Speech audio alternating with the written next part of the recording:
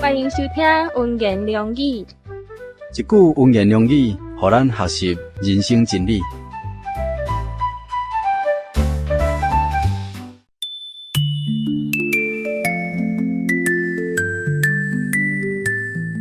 这个所在的人比帖撒罗尼迦的人较文明，因甘心领受这个道理，逐天查考圣经，要知影讲这个道理是暗是。新约圣经使徒行传第17章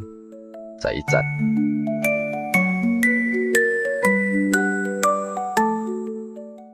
1900年前，使徒保罗呢，望着主耶稣基督的竞选，开始向着犹太人以外的人来传福音。有一遍，伊离开帖撒罗尼迦，来到庇哩亚传福音的时阵，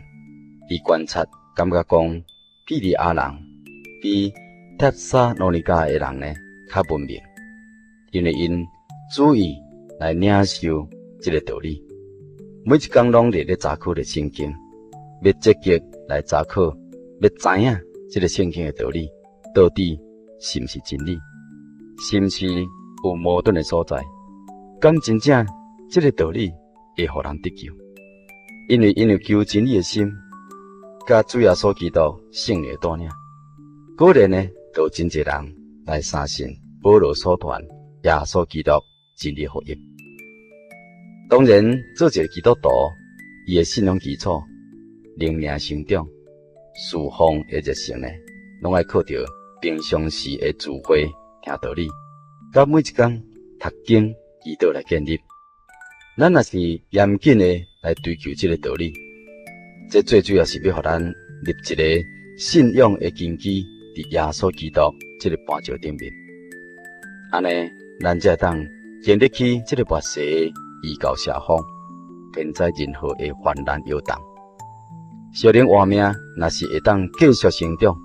才会当活出丰盛生命，见证主耶稣基督，通好迎神益人。将来呢，也得到主耶稣基督的保守。在信仰的追求当中呢，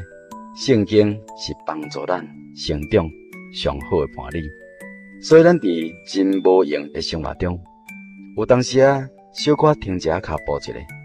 安静拨一段时间来研读圣经，读一寡书报，这也是必要。为了是要互咱直接来了解神的真理，清楚明白神的旨意，敢若亲像庇哩亚人同款，日日查考圣经，要知影讲这个道是暗是。亲爱的朋友，咱伫追求信仰、活出信仰，是毋是爱有这款的精神呢？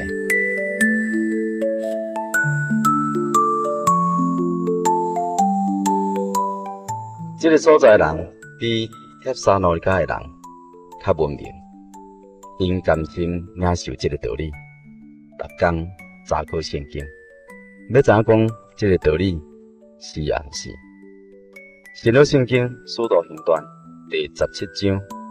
11节。